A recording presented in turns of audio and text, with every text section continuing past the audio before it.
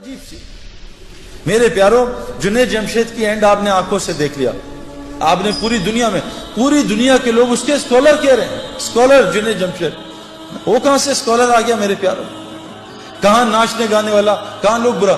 جس وقت اس کا جنازہ ہم رکھ رہے تھے تو اس وہ جو علاقہ تھا جہاں سارے بڑے بڑے مشائخ دفن ہوئے، سارے جن کے یعنی کہا حضرت عبداللہ بن مسعود فرماتے ہیں زندہ کی اتباع کبھی نہ کرنا.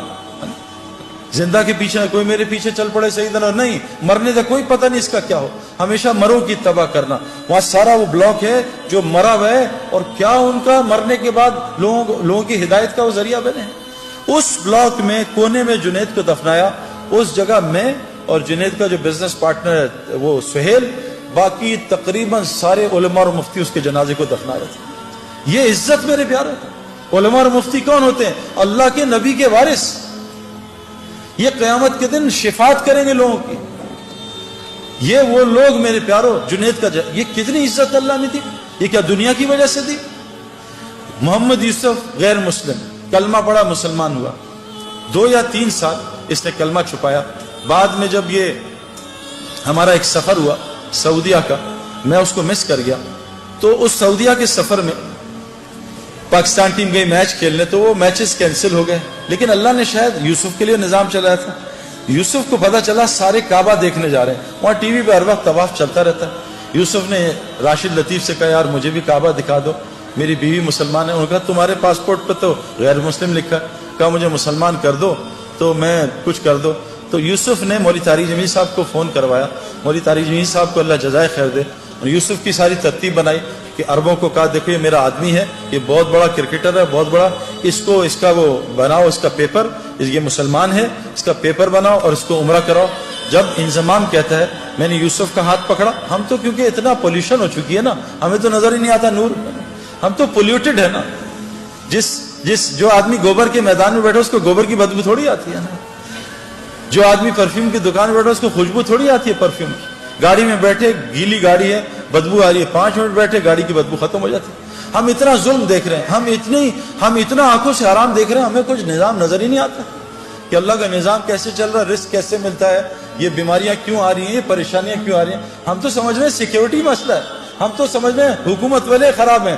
غلط، بکواس، سب غلط. کیونکہ ہمارے دل اتنا اندھا ہوا ہے کہ ہم اللہ کو ہٹا کے سب کو کہہ رہے ہیں حکومت نے یوں کر دیا، ڈاکٹر نے یوں کر دیا، پولیس نے یوں کر دیا، فوج نے یوں کر دیا. او بھائی، ہم اتنا پولیس فوج کو بول چکے ہیں کہ ہم فرشتوں کے یقین سے نکل چکے ہیں کہ فرشتے بھی کچھ ہوتے ہیں.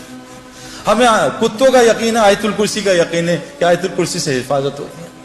تو محمد یوسف کا ہاتھ انضمام نے پکڑ لیا اور محمد یوسف کی بیوی کا ہاتھ انضمام کی بیوی نے پکڑ لیا. کہا یوسف میں نے خود یہ ایکسپیرینس کیا ہے، مجھے سعید بھائی نے بتایا تھا، اور یہ حدیث میں آتا ہے کہ جو آدمی کعبے کو پہلی دفعہ دیکھے، اور میں قسم کھا کے کہنے کو تیار ہوں، میں نے کعبے کو پہلی دفعہ دیکھ کے جو دعا مانگی تھی وہ اللہ تعالیٰ نے ایسی قبول کی میں آپ کو بتا بھی نہیں سکتا. یوسف نے ایسے منہ نیچی کیا تو انضمام نے کہا جب میں کعبہ آئے گا تمہیں بتاؤں گا، تو نے میرے لیے ضرور دعا کرنی ہے. اور ہمارے مولوی فہیم صاحب رائیونڈ کے کہ امام حنیفہ رحمۃ اللہ ایک دعا کرتے تھے، اے اللہ میں جو دعا مانگوں وہ قبول ہو جائے. لیکن کہا وہ امام تھے، تم امام نہیں، تم کہنا اے اللہ میں اس سفر میں جو خیر کی دعائیں مانگے قبول کر لینا. یوسف نے جب کعبے کو دیکھا اور یوسف کی بیوی نے کعبے کو دیکھا، دونوں نے چیخ ماری اور اتنا روئے ہیں کہ میں آپ سوچ سکتی ہوں کہ ان کا دل پاکیزہ تھا، نئے نئے مسلمان ہوئے تھے. ان کو کعبے میں پتہ نہیں کیا نظر آیا جس کو میں اور آپ دیکھنے سے محروم ہیں. واپس آئے، یوسف نے کہا آج کے بعد ایسی کی تیسی، میری کرکٹ جائے، جان جائے، جو مرضی ہو، میں کلمہ اناؤنس کروں گا. عبدالوہاب صاحب حاجی سے مشورہ کیا، حاجی صاحب سے، حاجی صاحب نے کہا اعلان کر دے. یوسف نے کلمے کا اعلان کیا. میرے پیارے بہنوں اور دوستوں، بھائیوں، یوسف اتنا بڑا کھلاڑی نہیں تھا جتنا اس نے ریکارڈ کیے. اس نے 5 سال میں سارے ریکارڈ توڑ دیے. بریڈ مین دنیا کا بہترین کھلاڑی، اس کا ایک ریکارڈ توڑا، 2 شاید. ویب ریچرڈ جو میرا فیوریٹ کھلاڑی تھا اس کا بھی ریکارڈ توڑا. اتنے 5 سال میں ریکارڈ توڑ دیے کہ ہم حیران پریشان رہے. میں آپ کو صرف یہ سمجھانا چاہتا ہوں دین میں لگنے سے دنیا کہیں نہیں جاتی. جو دنیا اللہ دیں گے آپ کے خوابوں میں نہیں ہے. یہ ظالم باطل ہمیں دھوکہ دے رہا ہے. میں اس دھوکے سے ایک ڈبکی مار کے آ رہا ہوں اور آپ کو بتا رہا ہوں مت اس دھوکے میں پڑو، نکل آؤ دھوکے سے. یہ دنیا چند سیکنڈوں کا مزہ ہے. یہ لڑکی پہ نظر پڑی، چند منٹ کا مزہ، اس کے بعد دماغ خراب، دل خراب، پریشانی، اریٹیشن، چند سیکنڈوں کا مزہ ہے. میں نے نیا موبائل لیا, یہ 5 چل رہا ہے نا, آج کل 7 آیا ہوا ہے. میں ان پنگوں میں ساری زندگی گزاری. یہ نیا موبائل کا انہوں نے ایڈ دے دیا 7 ہر جگہ ایڈ آ رہا ہے 7. دوست بتا رہے ہیں سعید بھائی آپ نے 7 لے لیا, ہر جگہ سے دعوت چل رہی ہے, دعوت چل رہی ہے. اب نماز میں 7 آ رہا ہے, رکوع میں سجدے میں 7 آ رہا ہے. جس دن میرے ہاتھ میں 7 آیا اور میں نے 7 2 دن استعمال کیا, میں کہا نہیں یار اب 8 کا انتظار کرو. یہ دنیا یقین کریں جتنے مرضی پیٹو ہوں, ماشاءاللہ لاہور میں تو کھانا ٹھیک ٹھاک کھایا جاتا ہے, جتنے مرضی پیٹو ہوں, افطاری آئے اور افطاری سے پہلے دب یا پکوڑے ساری کھا جاؤں گا, سموسے بھی کھا جاؤں گا, جلیبی بھی کھا جاؤں گا, بس میں کھاؤں گا اور پانی پورا گھڑا پی لوں گا. جہاں 2 پکوڑے گئے, سموسے گئے, بھوک بھی ختم, مزہ بھی ختم. یہ دنیا جیسے ایک پلیٹ کھائی بریانی کی, مزہ آیا, پھر دوسری لی تو مزہ کم ہوا, تیسری بالکل, چوتھی پہ کہا یار مجھے الٹی آ جائے, بس کرو. اللہ کی قسم دنیا اس سے زیادہ کچھ بھی نہیں.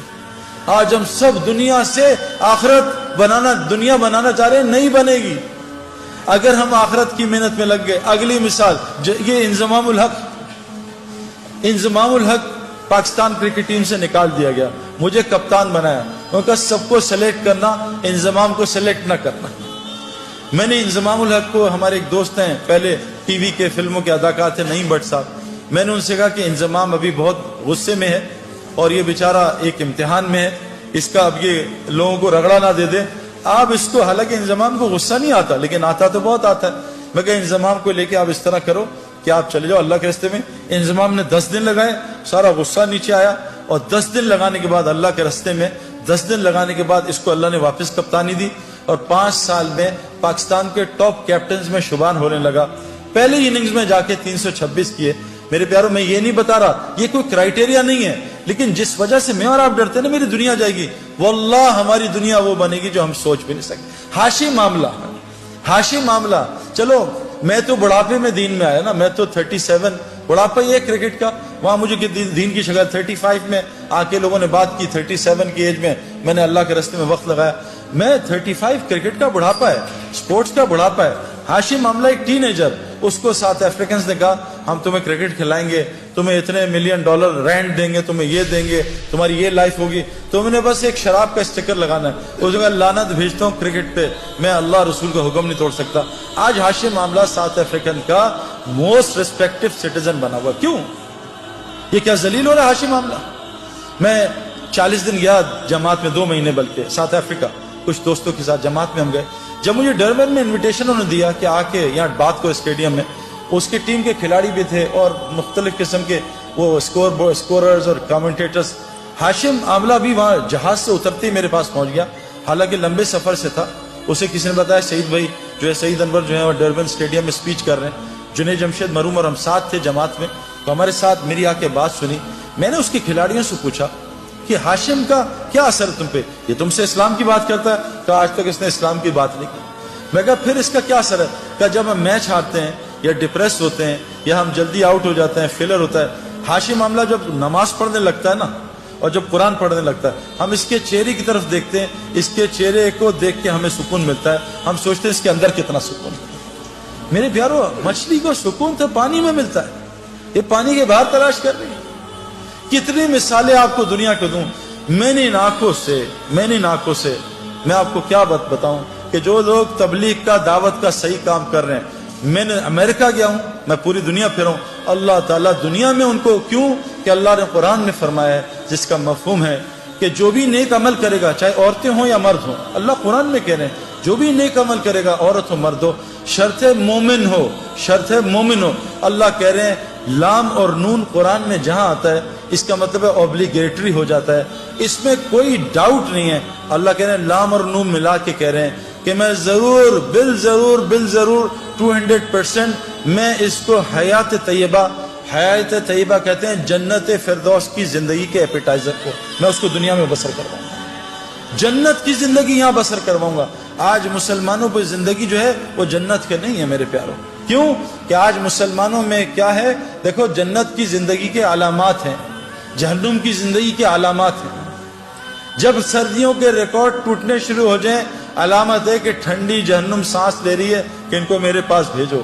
جب گرمیوں کے یہ جو الگ الگ چیزیں آ رہی ہیں نا, وہ اپنی جگہ, میں آپ کو قرآن اور حدیث کی باتیں سنا رہا ہوں. جب گرمیوں کے ریکارڈ ٹوٹنے لگیں سمجھ لو جہنم جو گرم ہے وہ سانس لے رہی ہے، جہنمیوں کو اپنی طرف بلا رہی ہے۔ آج پوری دنیا میرے پیارو یہ اس کا شکار ہے۔ جنت کی زندگی کیا ہے؟